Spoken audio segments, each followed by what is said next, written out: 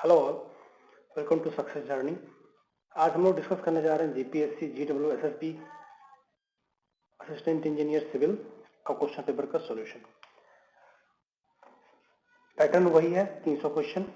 पहले 100 question non tech होते हैं और लास्ट के 200 क्वेश्चन टेक्निकल होते हैं। हम इस पार्ट में फर्स्ट 25 क्वेश्चन डिस्कस करेंगे। हर एक पार्ट में 25 क्वेश्चन हम डिटेल में डिस्कस करते हुए चलेंगे। तो चलिए स्टार्ट करते हैं। मैं आपको पहले इस पेपर का थोड़ा पैटर्न बता दूं।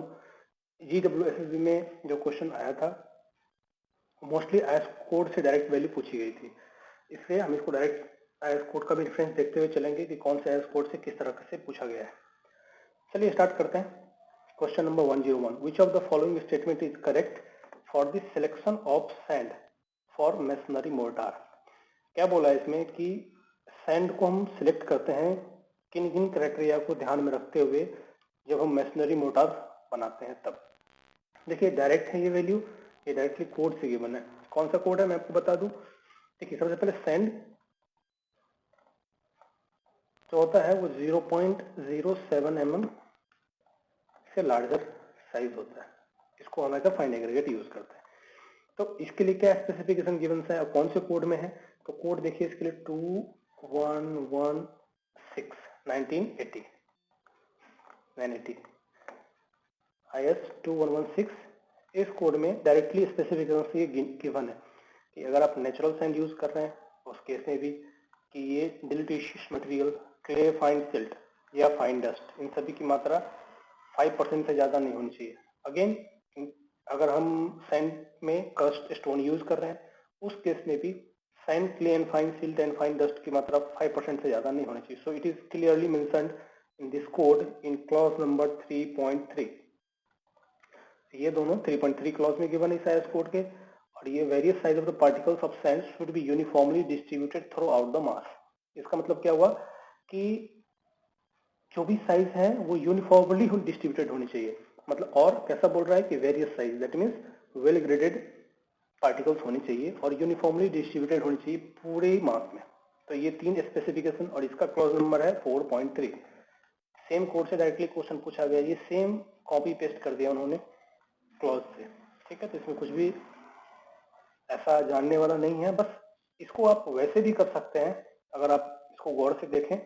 हाँ, ये फैक्चुअल जो है ये 5% की वैल्यू, इसके लिए आपको एक कोड जरूर रेफर करना पड़ेगा। बाकी सब वैल्यू, अच्छा एक चीज मैं और बता दूं, out of these 4 deleterious material clay is deemed to be the most dangerous. क्यों? क्योंकि क्ले अगर सैंड के अंदर है उससे क्या होगा, प्रॉपर बॉन्डिंग नहीं बनेगी सीमेंट में, फाइन एग्रीगेट और coarse aggregate. So out of all this clay is considered to be the most dangerous. तो इसका आंसर हो गया ऑल 3। नेक्स्ट है which of the following statement is incorrect for compressive strength of cement mortar. Again ये direct question है। हम जानते हैं कि सीमेंट मोर्टार का जो हम प्रिपेयर करते हैं तो रेशियो क्या रखते हैं, 1:3। ये क्वेश्चन भी कई बार पूछा गया है कि अगर आप सीमेंट को टेस्ट करना चाहते हो तो सीमेंट की स्ट्रेंथ हम कैसे टेस्ट करते हैं, बाय प्रिपेयरिंग मोर्टार। उस केस में हम 1 सीमेंट एंड 3 सैंड रखते हैं। ठीक, 3 सैंड का रेशियो 1:3 का रेशियो रहता है। 1 रेशियो होता है सीमेंट का और 3 रेशियो होता है सैंड का। और स्टैंडर्ड सैंड कौन सा यूज करते हैं, कई बार ये भी पूछा जाता है, तो इन्नौर सैंड को बोलते हैं स्टैंडर्ड सैंड। इन्नौर एक जगह है कर्नाटक में, सॉरी तमिलनाडु में, वहां का सैंड कंसिडर किया जाता है स्टैंडर्ड सैंड।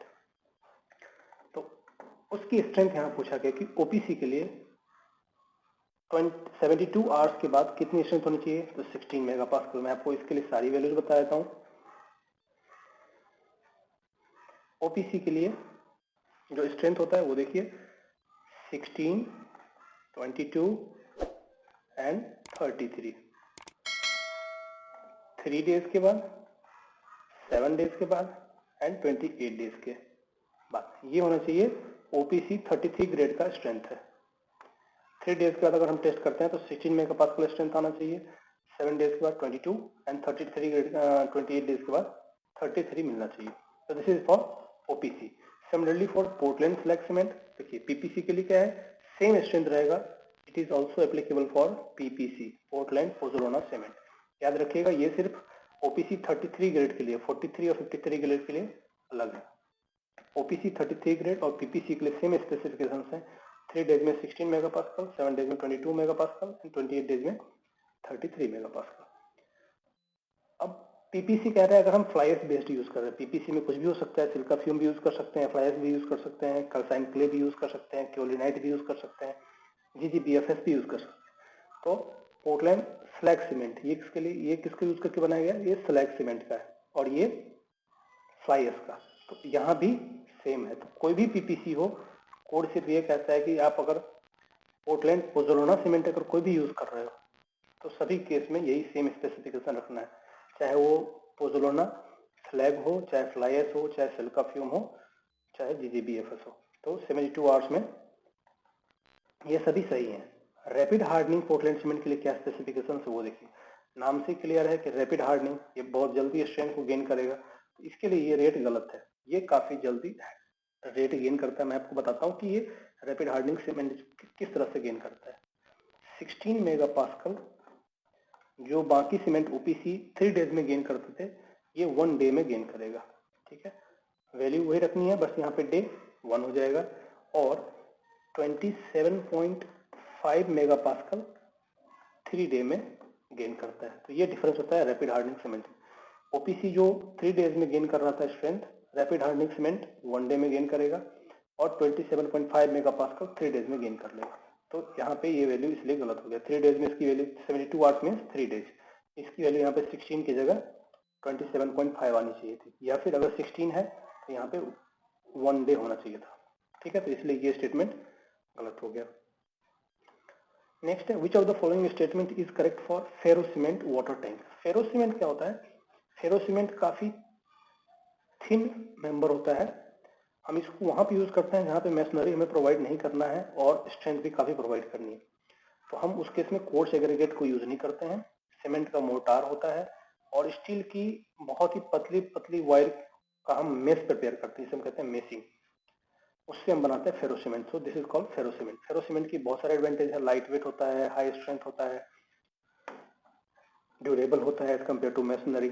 तो कह रहा है कि फेरो सीमेंट के लिए वाटर टैंक के लिए कौन सी स्टेटमेंट इनमें से सही है। इसके लिए ये भी डायरेक्ट क्वेश्चन एज कोड से पूछा गया है, इसमें कुछ भी अपने मन से समझने की जरूरत नहीं। अगर आपने एज कोड पढ़ा है तो इसकी आप डायरेक्ट वैल्यू, डायरेक्ट आंसर निकाल सकते हैं, अदरवाइज आप नहीं समझ सकते इसको, because it is a factual question, directly data point से पूछा गया है। इसके लिए कौन सा कोड है? इसके लिए है IS 13356 1992। ये कोड है। ये कोड क्लियरली स्पेसिफाई करता है कि वाटर सीमेंट रेशियो की फेरो सीमेंट वाटर टैंक के लिए सारी स्पेसिफिकेशन ये डिफाइन करता है। अब इसके में क्लॉज नंबर कौन सा है वो भी देख लेते हैं। इसमें क्लॉज नंबर 5.1, क्लॉज नंबर 5.1 क्या कहता है? Recommended mix design in is 1 part of cement and 1.5 to 2.5 part of sand by mass with water cement ratio 3.5 to 4.5. So this code clause number 5.1 clearly specifies this value, and 5.4 आपको ये बताता है। 5.4 and 5.10 तीन clause हैं जो इसमें से question पूछा गया डायरेक्टली कि minimum percentage of enforcement in two principal direction is not less than 1%। ये किस में है? 5.4 क्लॉज में कि मिनिमम परसेंटेज ऑफ एनफोर्समेंट कितना होना चाहिए? 1% से कम नहीं होना चाहिए। तो ये 5.4 क्लॉज में है। With minimum clear cover, clear cover किस में है? 5.10 क्लॉज में है कि मिनिमम कवर कितना होना चाहिए? 4 mm। ठीक, तो डायरेक्टली इस कोड में गिवन है। और सबसे पहला जो है, इंडिया में ferro cement water tank are permitted for a capacity up to. India में सिर्फ और सिर्फ यही एप्लीकेबल है। क्यों? क्योंकि ये कोड क्लियरली मेंशन करता है कि this code is only applicable for a water tank having range between 270 to 10,000 litre. ठीक है, तो ये कोड सिर्फ और सिर्फ इस रेंज के लिए एप्लीकेबल है। 270 लीटर टू 10,000 लीटर का अगर वाटर टैंक हम डिजाइन कर रहे हैं तो उसके लिए केस के लिए एप्लीकेबल होगा। तो इसमें सारे के सारे स्टेटमेंट करेक्ट है। आगे चलते हैं नेक्स्ट क्वेश्चन पे। Which of the following statement is correct for lime used in construction. हमने अपने लाइम वाले वीडियो में क्लियरली डिस्कस किया था कि स्ट्रक्चरल पर्पस के लिए हम हाइड्रोलिक लाइम यूज करते हैं जिसमें क्ले का परसेंटेज मोर देन 30% होता है, जो कि इसको वाटर कंडीशन में या मॉइस्चर कंडीशन में सेट होने के लिए एप्लीकेबल बनाता है।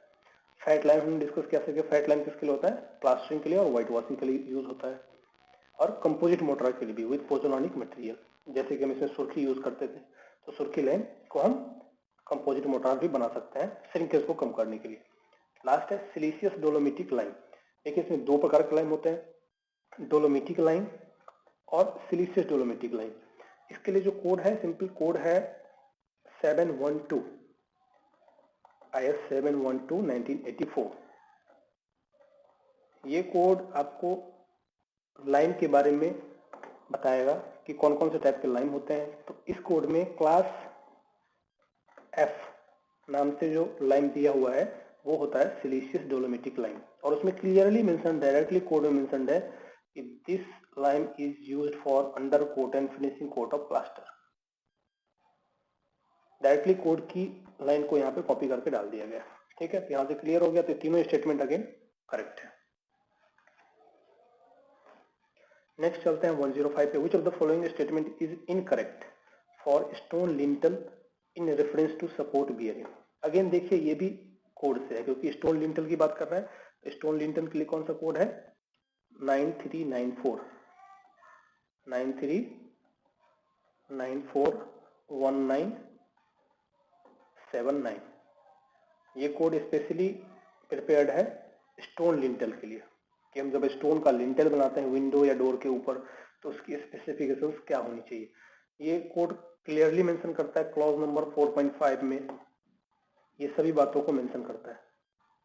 ठीक है, क्लियरली इसमें कहीं कोई डाउट ही नहीं है कि बियरिंग की जो लेंथ होनी चाहिए दोनों ही साइड में should not be less than the depth of the lintel, or bearing length on either side shall not be less than the half the width of the supporting masonry whichever is more। Code में ऐसा लिखा हुआ है, तो ये दोनों statement सही हो गया। Stone lintel shall be well bonded into masonry on either side, ये भी लिखा हुआ है क्लियरली। ये तीन करेक्ट हो गए। इनकरेक्ट पूछा है तो इसका यहाँ पे कोई जिक्र ही नहीं किया गया है इस कोड में, तो ये डायरेक्टली एज कोड की वैल्यू है, इसमें कहीं से भी कुछ भी अपने मन से लिखा ही नहीं गया। ठीक है, डायरेक्टली ये कोड की वैल्यू को, कोड के स्टेटमेंट को यहाँ पे कॉपी पेस्ट कर दिया गया है। आगे चलते हैं। What is the correct sequence of average bending strength. Bending strength पूछा गया। देखिए तो जो प्लाईवुड होता है वो डिफरेंट मटेरियल से मिलकर बनता है, तो सबसे जो हाईएस्ट स्ट्रेंथ होता है ब्लॉक बोर्ड। ब्लॉक बोर्ड का हम लोग स्ट्रेंथ देखते हैं। ब्लॉक बोर्ड की स्ट्रेंथ होती है 42 मेगापास्कल। इसकी स्ट्रेंथ होती है 42 मेगापास्कल मिनिमम स्ट्रेंथ। सभी के लिए कोड है। ब्लॉक बोर्ड के लिए IS 1659 है, इसके लिए IS कोड है 1659। इस कोड में आपको क्लियरली मेंशन्ड है कि minimum bending strength should be 42 megapascal. ठीक, नेक्स्ट है विनीर्ड पार्टिकल बोर्ड। विनीर्ड पार्टिकल बोर्ड के लिए भी डायरेक्टली 3097 ये कोड है इसके लिए। इस कोड में क्लियरली मेंशन्ड है कि इसकी कंप्रेसिव स्ट्रेंथ मिनिमम कितनी होनी चाहिए, 27 मेगापास्कल। तो सारी की सारी वैल्यूज कोड से ली गई, तो ये हो गया 27 megapascal. Fibre hard board, fibre hard board के लिए भी क्लियरली मेंशन्ड है 1658 में। 1658 में इसकी स्ट्रेंथ कितनी मेंशन्ड है, 6 to 50 के बीच में होता है जनरली इसकी 30 तो 6 to 15 होता है, बट इसमें डिपेंड करता है ये एवरेज स्ट्रेंथ इसकी 12 to 15 आती है, 12 to 15। ठीक, एंड लास्टली है वुड पार्टिकल। इसकी स्ट्रेंथ सबसे कम होती है, इसकी होती है 1 to 12.5 मेगापास्कल। अरे तो इसको हमें अरेंज करना था स्ट्रेंथ वाइज, तो ये सभी की सभी वैल्यूज कोड में गिवन है। कोड का नंबर भी मैंने आपको बता दिया, यहाँ से आप डायरेक्टली मेंशन कर सकते हैं। आगे चलते हैं नेक्स्ट क्वेश्चन पे। What is the correct sequence of strength of reinforced used in RCC. देखिए ये तो बहुत इजी क्वेश्चन है, ये तो हम वैसे भी बता सकते हैं। जीएफआरपी की रेंज जनरली 1200 से 1500 के आसपास होता है, 1200 to 1500 मेगापास्कल। टीएमटी बार्स, यही दो बार्स को मॉडिफाई करके थर्मोमैकेनिकली ट्रीटेड बार्स होते हैं जिसको हम सडन कूल डाउन करते हैं रोलिंग के बाद, इसलिए इसकी स्ट्रेंथ और काफी प्रॉपर्टी चेंज हो जाती है। HYSD बार जानते हैं, FE 415 और Fe 500, Fe 550 यह होता है, माइल्ड स्टील Fe 250, तो सबसे कम हो गया 250 मेगापास्कल, 415 और 500, और इसी का मॉडिफाइड वर्जन स्ट्रेंथ में भी और डक्टिलिटी में भी ये होता है TMT बार, और सबसे हाईएस्ट होता है GFR, GFRP से भी ज्यादा होता है कार्बन फाइबर का CFRP, carbon fibre reinforced plastic. Next है which of the following RCC beam will have brittle failure during bending test. Bending test अगर हम कर रहे हैं बीम पे तो कौन से केस में ब्रिटल फेलियर होगा? ब्रिटल फेलियर मीन्स कंक्रीट पहले स्ट्रेन गेन करना चाहिए 0.0035 और स्टील अंडर स्ट्रेस होना चाहिए और कंक्रीट पहले अटेन करना चाहिए उसकी जो अल्टीमेट वैल्यू है स्ट्रेन की, तभी कंक्रीट शो करेगा यहाँ पे ब्रिटल फेलियर। इसके लिए RCC beam with equal reinforcement in tension and compression zone, अगर हम दोनों ही जोन में इक्वल रेनफोर्समेंट प्रोवाइड करते हैं विदाउट स्टीरअप्स, अगर हम स्टीरअप्स प्रोवाइड नहीं करते हैं उस केस में अगर हम इक्वल रेनफोर्समेंट प्रोवाइड कर देंगे तो क्या होगा? ब्रिटल फेलियर शो करेगा। नेक्स्ट है which type of steel bar is used in pre stress concrete. Again very simple question, high strength high tensile steel bar. याद रखिएगा इसमें 1000 to 1500 स्ट्रेंथ वाली स्टील को यूज की जाती है क्योंकि इसमें हमें टेंशन इंड्यूस करना होता है और अल्टीमेटली वो कंप्रेशन इंड्यूस करता है कंक्रीट पे, इसीलिए इसमें high tension. Even for concrete also minimum grade is M30, M30 से कम ग्रेड हम कंक्रीट पे यूज नहीं कर सकते, minimum grade is M30 and M40। This is for post tensioning, this is for pre tensioning. Next question is correct combination बनाना है admixture का और पर्पस का, एडमिक्सचर के साथ उसके पर्पस का। तो प्लास्टिसाइजर हम जानते हैं किसके लिए काम में आता है? Water reducer, water cement ratio को इनिशियली हम ज्यादा रखते हैं बट ताकि वर्केबिलिटी बना रहे, बट ये प्लास्टिसाइजर क्या करता है? वाटर सीमेंट रेशियो को अल्टीमेटली रिड्यूस करता है जिससे स्ट्रेंथ ज्यादा मिलता है। एयर इंट्रेनर क्या करता है? फ्रीजिंग एंड थॉइंग एक्शन जहां पे होता है वहां पे हम यूज करते हैं ताकि एयर बबल्स को ये इंड्यूस करता है जिससे एक्सपेंशन के लिए जगह मिलता है कंक्रीट को और क्रैक डेवलप नहीं होता है। विस्कोसिटी मॉडिफायर का काम क्या है? जो विस्कोसिटी को मॉडिफाई करता है और अल्टीमेटली वर्केबिलिटी को बढ़ाता है। एक्सेलरेटर कब यूज करते हैं? कोल्डर एरिया में जहाँ पे कंक्रीट इजीली सेट नहीं हो रहा है, हार्डन नहीं हो रहा है, उस केस में हम इसको यूज करते हैं ताकि सेटिंग प्रोसेस को या हाइड्रेशन को एक्सेलरेट करता है। इसका कॉमन एग्जांपल है CaCl2, calcium chloride is the most common example. अब आते हैं हम इसके कॉम्बिनेशन पे। तो देखिए रैपिड सेटिंग कंक्रीट, ये कॉम्बिनेशन किसके साथ बनेगा? डी के साथ। हमने अभी डिस्कस किया कि एक्सेलरेटर का काम क्या है? रैपिड सेटिंग, तो D1 बन गया। नेक्स्ट एयर इंट्रेनर और प्लास्टिसाइजर का वर्क हम जानते ही हैं, तो हाई स्ट्रेंथ कंक्रीट में कौन सा बनेगा? देखिए प्लास्टिसाइजर का सबसे पहले बनाते हैं तो हाई स्ट्रेंथ कंक्रीट। जब मुझे हाई स्ट्रेंथ कंक्रीट यूज करना है और वर्केबिलिटी भी हाई रखनी है तो हम प्लास्टिसाइजर को यूज करेंगे ताकि वर्केबिलिटी हाई रखे और बाद में वाटर सीमेंट रेशियो को रिड्यूस करे, उस केस में हम प्लास्टिसाइजर यूज करते हैं। तो ये आ गया हाई स्ट्रेंथ कंक्रीट का।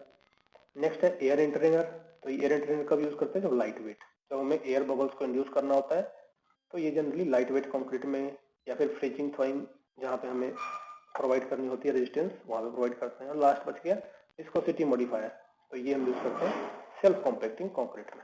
आज के डेट में सेल्फ कॉम्पैक्टिंग कंक्रीट भी बहुत यूज हो रहा है। Which of the following is correct combination for the concrete mix VS mix design mentioned in column A and B respectively. बहुत इजी है, रेशियो से मेंशन करना है। रेशियो को आप सिंपल सा एक तरीका है कैसे यूज कर सकते हो। यहाँ पे 10 है तो 100 में 10 से डिवाइड कर दो, तो रेशियो का सम कितना आना चाहिए? 10 के बराबर आना चाहिए। तो रेशियो का सम देखिए ये आ रहा है 10 के बराबर, तो इसको आप यहाँ पे सिंपली मैच कर सकते हैं। सिमिलरली 15 है, 25 है, 25 का रेशियो कितना आना चाहिए? 100 डिवाइड बाई 25, इसका रेशियो 4 आना चाहिए। तो 4 का रेशियो देखिए कौन सा आ रहा है? ये आ रहा है 1। ठीक, इस तरह से आप 20 का जानते हैं कि 1:1.5:3 होता है, तो ये हो गया आपका यहाँ, तो ये ऑप्शन हो गया। ठीक, चलिए आगे बढ़ते हैं। कह रहा है कि टेस्ट है यहाँ पे और उसकी मैकेनिकल प्रॉपर्टीज के साथ उसको मैच करनी है। क्यूब टेस्ट हम जानते हैं कॉम्प्रेसिव स्ट्रेंथ के लिए साइज क्या होता है? 15/15/15 15 सेंटीमीटर का क्यूब बनाते हैं, ठीक है। Cylindrical test, modulus of elasticity के लिए सिलेंडर बनाते हैं, सिलेंडर का साइज क्या होता है 15/300, 15 सेंटीमीटर इसका डायामीटर और 300 इसका height. Similarly split cylinder test, specimen यही रहता है 15/300 का, 115/300। अगर mm में बात करेंगे तो 1/300 mm, और अगर सेंटीमीटर में बात करेंगे तो 15x30 सेंटीमीटर, राइट। तो स्प्लिट सिलेंडर हम किसके लिए यूज करते हैं, टेंसाइल स्ट्रेंथ के लिए, और बीम टेस्ट किसके लिए यूज करते हैं, शियर स्ट्रेंथ के लिए। तो आंसर हो जाएगा इसका B. Which of the following are the ideal application of aluminium. देखिए एल्यूमिनियम कंस्ट्रक्शन में किस काम में यूज कर सकते हैं। देखिए एल्यूमिनियम को कंक्रीट के साथ यूज कर ही नहीं सकते, क्योंकि इसकी अल्फा की वैल्यू और कंक्रीट की अल्फा की वैल्यू बिल्कुल डिफरेंट होती है। तो कंक्रीट के साथ हम वही मटेरियल यूज कर सकते हैं जिसका coefficient of thermal expansion equal हो कंक्रीट के, और कंक्रीट का कितना होता है 3 × 10⁻⁻⁶ पर डिग्री सेल्सियस, जो कि स्टील के साथ मैच करता है और किसी मटेरियल के साथ मैच नहीं करता है, इसलिए हम किसी और मटेरियल को यूज कर ही नहीं सकते। तो जिसमें भी रेनफोर्समेंट है वहां पे ये ऑप्शन तक वैसे ही कट हो गए, रेनफोर्समेंट की जगह यूज कर ही नहीं सकते हम एल्यूमिनियम को। यहाँ पे कॉलम है तो कॉलम में भी यूज नहीं कर सकते, क्योंकि aluminium is high flexible than steel. तो बच गया फेकेट, फॉर्मवर्क एंड स्कैफोल्डिंग, इन सब कामों में हम यूज कर सकते हैं कंस्ट्रक्शन में। नेक्स्ट है in order to prevent alkali aggregate reaction. Alkali aggregate reaction क्या होता है, जब एग्रीगेट का सिलिका और सीमेंट का एल्कली आपस में रिएक्शन करने लगते हैं, तो उसकी वजह से क्या होता है, एक्सपेंड होता है कंक्रीट हमारा, एक्सपेंड होके और क्रैक फॉर्म करने लगता है। इसको बोलते हैं alkali aggregate reaction. Alkali cement से और एग्रीगेट से सिलिका, ये दोनों आपस में रिएक्शन करके वॉल्यूम एक्सपेंड करते हैं और बाद में क्रैक आने लगता है, इसको बोलते हैं एल्कली एग्रीगेट रिएक्शन। इसके लिए क्या इंश्योर करना होता है कि या तो हम सीमेंट ऐसा यूज करें जिसमें एल्कली का अमाउंट 0.4% से कम हो, हायर 0.6% से ज्यादा तो हो ही नहीं सकता, अगर है तो रिएक्शन डेफिनेटली होगा, या फिर एग्रीगेट हम ऐसा यूज करेंगे जिसमें सिलिका का अमाउंट बहुत ही कम होगा। और दूसरा क्या यूज करते हैं हम, मॉइस्चर एनवायरनमेंट को अवॉइड करते हैं, यहाँ पे मॉइस्चर हो वहां पे भी रिएक्शन एक्सेलरेट हो जाता है, या फिर हम SCMs यूज करते हैं, सप्लीमेंटिंग सीमेंटिशियस मटेरियल यूज करते हैं उसकी जगह रिप्लेस करने के लिए। वो क्या करता है, एक्सेसिव सिलिका एग्रीगेट के साथ रिएक्ट करता है और वो यूजुअल कंपाउंड फॉर्म कर देता है, ताकि सिलिका बचे ही नहीं कि वो एल्कली के साथ रिएक्शन करे, ठीक है। चाहे वो एल्कली को बाउंड कर देता है, एल्कली को बाउंड कर देता है इस तरह से ताकि वो सिलिका के साथ रिएक्शन ना कर पाए। तो उस केस के लिए पूछा है कि अगर हम फ्लाई एश यूज करते हैं SCM में तो उसकी अलाउबल परसेंटेज कितनी होनी चाहिए, तो वो है 20%। ये तो अगेन डेटा फैक्ट वाला क्वेश्चन था, मैंने आपको कॉन्सेप्ट क्लियर करवा दिया। नेक्स्ट है कि hydration of which of the following compound will result in increase of strength of concrete after 28 days. देखिए कंक्रीट के अंदर ये 4 कंपाउंड फॉर्म होते हैं जब हाइड्रेशन होता है। हाइड्रेशन से पहले ये है C2S, ये है C3S, ये है C3A और ये है C4AF, राइट। मैं चारों का फंक्शन बताता हूँ। सबसे पहले जैसे ही हमने सीमेंट में वाटर मिक्स किया तो सबसे पहले कौन एक्ट करता है, C3A, ठीक। सबसे पहले रिएक्शन जो शुरू करता है वाटर के साथ वो होता है ट्राई कैल्शियम एल्यूमिनेट, और ये फटाफट कंपाउंड फॉर्म करने लगता है और इसी की वजह से फ्लैश सेट होता है, फ्लैश सेट। इसकी वजह से कोई स्ट्रेंथ नहीं होता है, बट इसकी वजह से सेटिंग होता है, कंक्रीट हार्ड होने लगता है। इसी को प्रिवेंट करने के लिए हम जिप्सम ऐड करते हैं। तो जिप्सम क्या करता है, वाटर के साथ रिएक्ट करने से पहले ही C3 के साथ रिएक्ट करता है और वो कुछ अलग कंपाउंड फॉर्म करने लगता है जिसे हम एटर्नगेट कहते हैं। तो इसलिए C3A का रोल समझ गए हार्डनिंग के काम में। उसके बाद सेकंड नंबर पे कौन रिएक्ट करता है, C3S। ये मेनली स्ट्रेंथ देता है 7 डेज स्ट्रेंथ। 7 डेज स्ट्रेंथ के लिए हमें C3S सबसे ज्यादा रिस्पॉन्सिबल है 7 डेज स्ट्रेंथ के लिए। C4AF का स्ट्रेंथ में बहुत ही कम कंट्रीब्यूशन होता है, ये फ्रीजिंग थॉइंग एक्शन या फिर एसिड रेजिस्टेंस को थोड़ा प्रोवाइड करता है, बाकी इसका कोई खास रोल स्ट्रेंथ में नहीं है। C2S से 2-3 क्वेश्चन और पूछे जाते हैं। कि C2S का मेन रोल क्या है। C2S हमें क्या प्रोवाइड करता है, तो अल्टीमेट स्ट्रेंथ प्रोवाइड करता है। क्वेश्चन में ये पूछा गया है कि ultimate strength is provided by, तो C2S डाइकैल्शियम सिलिकेट के द्वारा। दूसरा क्या पूछा जाता है कि लॉन्ग टर्म स्ट्रेंथ कौन प्रोवाइड करता है। लॉन्ग टर्म स्ट्रेंथ एक साल के बाद भी अगर स्ट्रेंथ गेन होता रहता है कंक्रीट के अंदर, तो वो किसके द्वारा होता है, तो वो C2S के द्वारा होता है। यहाँ पे भी यही पूछा है कि 28 डेज के बाद कौन सा कंपाउंड है जो स्ट्रेंथ इंक्रीज में रिस्पॉन्सिबल होता है, तो वो है C2S डाइकैल्शियम सिलिकेट। दूसरी चीज कभी कभी ये पूछा जाता है कि CHS ज्यादा कौन फॉर्म करता है as compare to calcium hydroxide CaOH2, तो C3S से ज्यादा फॉर्म करता है CHS कौन, C2S। C3S ज्यादा CaOH2 फॉर्म करता है, CHS कम फॉर्म करता है, जबकि C2S ज्यादा CHS फॉर्म करता है और CaOH2 कम फॉर्म करता है। ये ज्यादा यूजेबल होता है, ज्यादा यूजफुल होता है स्ट्रेंथ के लिए, और ये हार्मफुल होता है। नेक्स्ट चलते हैं, इसीलिए इसका ऑप्शन हो गया ओनली 1 कि 28 डेज के बाद हमें डाइकैल्शियम सिलिकेट ही स्ट्रेंथ प्रोवाइड करता है। नेक्स्ट है, if the radius of the wire is stretched by a rod is doubled, radius को अगर डबल कर दिया आपने तो यंग्स मॉडुलस पे क्या प्रभाव पड़ेगा। यंग्स मॉडुलस जानते हैं हम कहां से बनता है, it is the ratio of stress upon strain, और स्ट्रेस क्या होता है P अपॉन A, और स्ट्रेन क्या होता है change in length upon original length. तो ये हो गया फाइनल फार्मूला किसका, मॉडुलस ऑफ इलास्टिसिटी का। तो इसमें देखिए क्या कह रहे हैं, radius of the wire doubled, तो रेडियस का यहाँ पे कोई जिक्र ही नहीं है। और इसका मेन डेफिनेशन देखेंगे मॉडुलस ऑफ इलास्टिसिटी का क्या होता है, force required to produce unit deformation. तो यहाँ पे फोर्स का जिक्र है, लेंथ का है, एरिया है, यहाँ पे एरिया है, और अगर हम स्ट्रेस की बात कर लेंगे तो P अपॉन A स्ट्रेस हो जाएगा, तो पर यूनिट स्ट्रेस है यहाँ पे, तो ये दोनों एक हो जाएगा सिग्मा और डेल्टा L। तो यहाँ पे रेडियस का कोई जिक्र नहीं है, ठीक है। अगर हम बात वैसे भी देखेंगे तो ये डिपेंड करता है रेडियस ऑफ वायर। अगर हम इसकी बात भी करेंगे तो अगर हम एरिया की जगह π/4 πr² अगर कर देते हैं,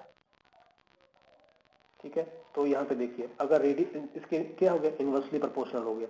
तो अगर हम रेडियस को डबल कर देंगे तो मॉडुलस ऑफ इलास्टिसिटी पे वैसे भी कोई फर्क नहीं पड़ेगा, ठीक है। मॉडुलस ऑफ इलास्टिसिटी क्या होता है, वो पर यूनिट एरिया पे डिपेंडेंट होता है। तो चाहे आप कितना भी रेडियस कर ले, कितना भी मटेरियल का डायमीटर कर ले, उससे फर्क नहीं पड़ेगा, वो हमेशा पर यूनिट एरिया पे डिपेंडेंट रहता है। स्ट्रेस स्ट्रेन कर्व, क्योंकि हम स्ट्रेस स्ट्रेन कर्व जब हम बनाते हैं तो stress is already mentioning that we are calculating the stress in per unit area, so it is not depend upon the total area. So चाहे आप कितना भी एरिया को बढ़ा लो, हम हमेशा इतने एरिया को ही काउंट करके स्ट्रेस कैलकुलेट कर रहे हैं, तो it will be always constant, that's why it is neither be changed due to the increment in diameter or radius. Next है, which of the following material parameter have no unit, कोई unit नहीं है।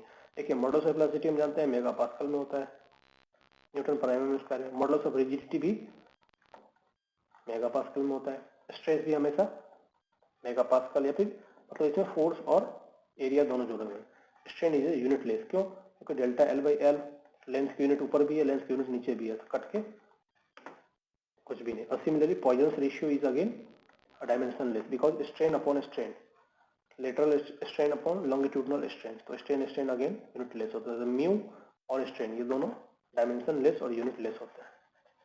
Next है, the buckling load for a material depends on, buckling load किसमें आता है, column पे आता है। कॉलम कितने लोड पे बकल हो जाएगा, दैट मीन्स बेंड हो जाएगा, उसको बोलते हैं बकलिंग लोड। तो इलर्ट्स बकलिंग लोड का फॉर्मूला क्या होता है, π² divide by L/E² effective length का स्क्वायर। इसको हम एक और तरीके से लिखते हैं π² डिवाइड बाई λ², क्योंकि λ is equal to LE upon R, ठीक है, effective length upon radius of gyration. और रेडियस ऑफ जाइरेशन क्या होता है, √I upon A, modulus of elasticity divide by area का √, ठीक है। तो यहाँ से क्या पूछा है, स्लेंडरनेस रेशियो पे डिपेंड होता है, पॉइजन्स रेशियो पे डिपेंड नहीं होता है। स्लेंडरनेस रेशियो पे डिपेंड होता है, एरिया ऑफ क्रॉस सेक्शन पे डिपेंड होता है। नेक्स्ट है modulus of elasticity, right, area of cross section, right, modulus of elasticity, right, area of cross section, right, and slenderness ratio, तो ये तीनों ही यहाँ पे इंक्लूड हो गए, तो ये ऑप्शन करेक्ट है। क्योंकि आर में एरिया इंक्लूड हो गया, लेमडा में लेमडा यहाँ पे लेमडा इंक्लूड हो गया और मोटर सप्लाइटी यहाँ पे इंक्लूड हो गया। Next type the material expand freely due to heating. अब कह रहे हैं कैसे एक्सपेंड हो रहा है, फ्रीली, मतलब इसमें एक्सपेंड होने के लिए कोई रिस्ट्रिक्शन नहीं है। ये कंडीशन कब होगी, जब कोई मटेरियल एक साइड से फिक्स्ड हो, एक साइड से फ्री हो। अब इसको अगर हम हीट करेंगे तो इट विल एक्सपेंड। तो कह रहे हैं कि कौन से टाइप का स्ट्रेस डेवलप्ड होगा, तो याद रखिए दो कंडीशन होगा। अगर ये फ्री टू एक्सपेंड है तो स्ट्रेस तो आएगा नहीं, क्योंकि अगर मान लो ये यहाँ तक एक्सपेंड होना चाहेगा, it is free to expand, तो स्ट्रेस तो नहीं आएगा, stress is equal to 0, but strain will not be 0, strain will be this distance delta L divided by L, ठीक है, तो strain will not be 0। दूसरा केस क्या हो सकता है कि अगर बोले कि दोनों साइड से फिक्स्ड है, मतलब not free to expand, then stress will not be 0 but strain will be 0। क्यों, क्योंकि अभी एक्सपेंड तो हो नहीं सकता, तो स्ट्रेन तो आएगा नहीं, वो delta L will be 0। Then अगर एक्सपेंड नहीं होगा तो डेल्टा एल की वैल्यू 0 होगी, तो ये 0 हो जाएगा। लेकिन अब क्या होगा, इसमें स्ट्रेस इंड्यूस होना शुरू होगा, कंप्रेसिव स्ट्रेस। अगर अभी हीटअप कर रहे हैं तो कंप्रेसिव स्ट्रेस, अगर हम कॉन्ट्रैक्शन कर रहे हैं, हीट घटा रहे हैं, तो tensile stress.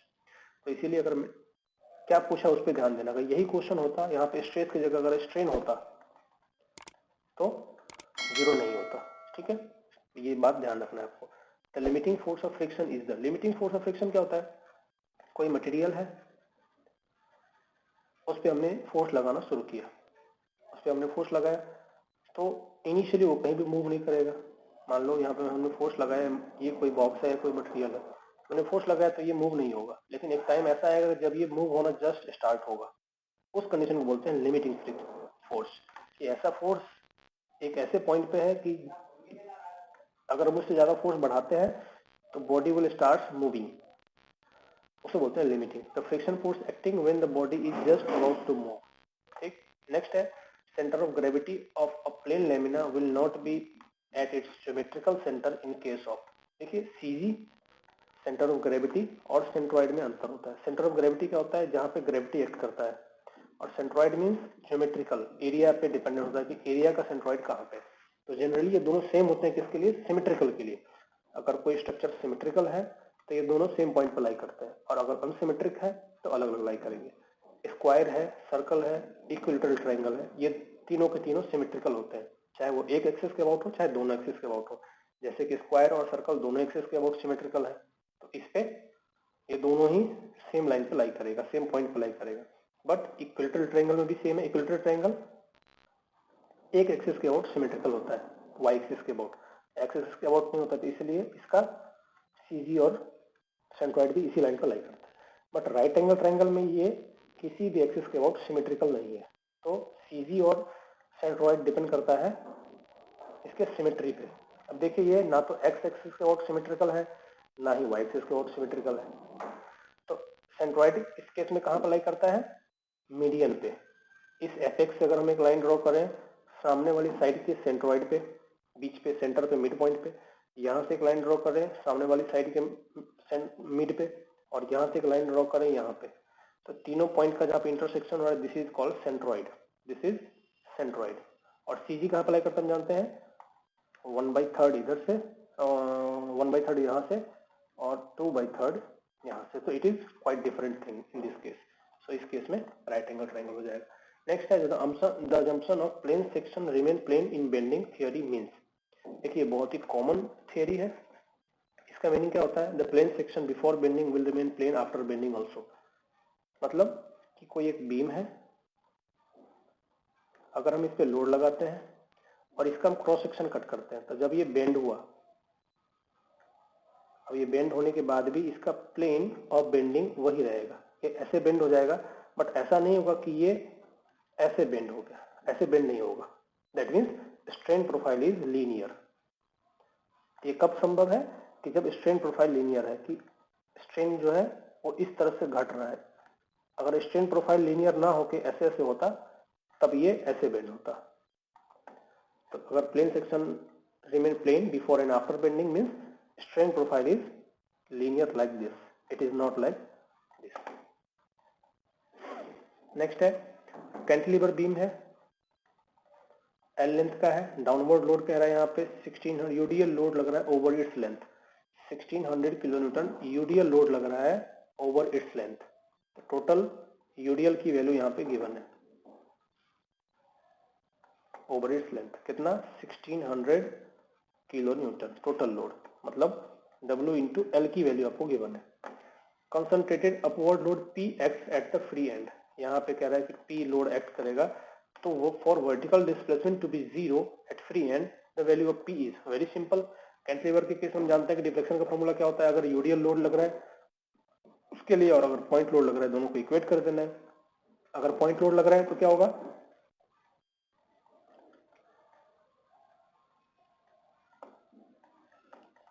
W square by 3 है and W L cube by 8 है। इन दोनों को इक्वल कर देना है तो ये हो जाएगा।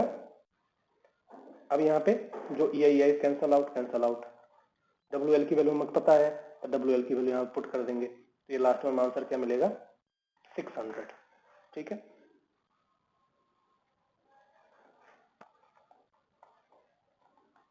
Three by 8 into P, 3 by P कितना गिवन है 1600, 200 इंटू 3 ये हो जाएगा 600, simple. Next is on the principle of strain energy in a rod A B, कोई एक रॉड ए बी है, लेंथ एल है, with end A fixed at top, कह रहा है कि ये हैंगिंग पोर्शन में है, फिक्स्ड एट टॉप, यहाँ पे फिक्स्ड है। A load W is released from height L, height is less than H, मतलब कह रहा है कि अगर इसकी हाइट H है और इसकी लेंथ रॉड की L है तो लेंथ ज़्यादा बड़ा है, मतलब इसको जो हम ड्रॉप कर रहे हैं यहाँ से कोई एक लोड वो इससे कम हाइट से ड्रॉप कर रहा है, H is less than L and hits on the flange, यहाँ पे कोई फ्लेंज है इस पे ये लोड यहाँ पे स्ट्राइक कर रहा है। In order to reduce the axial stress in the rod, axial stress को कम करना है, which of the following should be done. तो एक्सियल स्ट्रेस का इसमें क्या होता है formula, gamma square L by 2ई, ठीक, गामा स्क्वायर एल बाई 2ई। प्रोपोर्शनल किसके, लेंथ के प्रोपोर्शनल है, गामा स्क्वायर के डेंसिटी के प्रोपोर्शनल है और ई के इनवर्सली प्रोपोर्शनल है। देखिए अब क्या कर रहा है कि रिड्यूस करना है, तो reduce modulus of velocity, modulus of velocity के डायरेक्टली प्रोपोर्शनल हो जाएगा। ठीक, ये स्ट्रेन है, strain is equal to U की वैल्यू, तो एक्सियल स्ट्रेस को रिड्यूस करना है तो इनवर्सली जो है वो डायरेक्टली हो जाएगा। तो मॉडुलस ऑफ वेलोसिटी को रिड्यूस करेंगे तो एक्सियल स्ट्रेस भी रिड्यूस होगा और लेंथ के साथ भी डायरेक्टली प्रोपोर्शनल है, तो इंक्रीज इन लेंथ। ठीक है, चलिए आगे चलते हैं। लास्ट क्वेश्चन इस पार्ट का, which of the following cross section will have least shear stress. देखिए शियर स्ट्रेस का जब भी आता है तो आप सिंपल सा ये ध्यान रखिए कि अगर हम इसका शियर स्ट्रेस डायग्राम बनाए तो क्या होगा,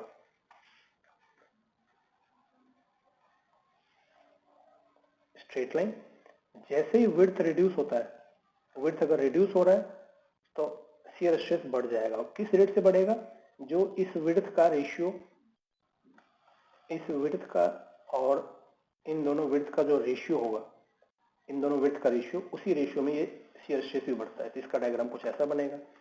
अगर हम सर्कल का बनाए तो कुछ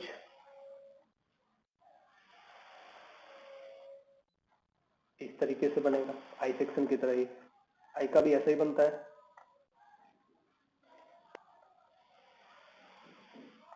और अगर हम एच सेक्शन की बात करें, अब देखो यहाँ पे एक्स्ट्रा मास है तो यहाँ पे रिड्यूस हो जाएगा, क्योंकि ये एच सेक्शन है,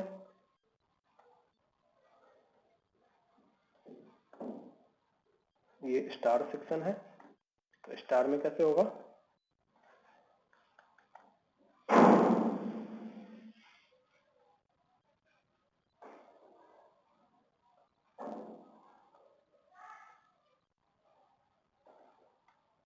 इस तरह से। ठीक, तो यहाँ पे चूंकि इसका मास बढ़ रहा है इसलिए यहाँ पे शियर स्ट्रेस की वैल्यू कम हो जाएगी as compare to outer portion. ठीक है, तो इसको ये आ जाएगा इस केस में। बाकी पोर्शन में क्या हो रहा है, यहाँ पे मास कम हो रहा है तो यहाँ पे शियर स्ट्रेस की वैल्यू बढ़ रही है, यहाँ पे मास कम हो रहा है, यहाँ पे शियर स्ट्रेस की वैल्यू बढ़ रही है, यहाँ पे मास कम हो रहा है सेंटर में तो यहाँ पे शियर स्ट्रेस की वैल्यू बढ़ रही है, क्योंकि इसी एक्सिस से पूछा है सब में। इस एक्सिस पे सिर्फ एक ही सेक्शन है जहाँ पे मास की वैल्यू बढ़ रही है, तो मास की वैल्यू बढ़ेगी, वेट की वैल्यू बढ़ेगी, तो यहाँ पे शेयर स्ट्रेस अपने आप कम हो जाएगा। तो सिंपल सा ये आंसर। चलिए इस पार्ट के लिए इतना ही, नेक्स्ट पार्ट में हम डिस्कस करेंगे next 25 question. Thank you all. Content अच्छा लगा हो तो लाइक कीजिए, कुछ और जानकारी चाहिए तो कमेंट कीजिए, अपने दोस्तों के साथ शेयर कीजिए। Thank you all, thanks for the watching.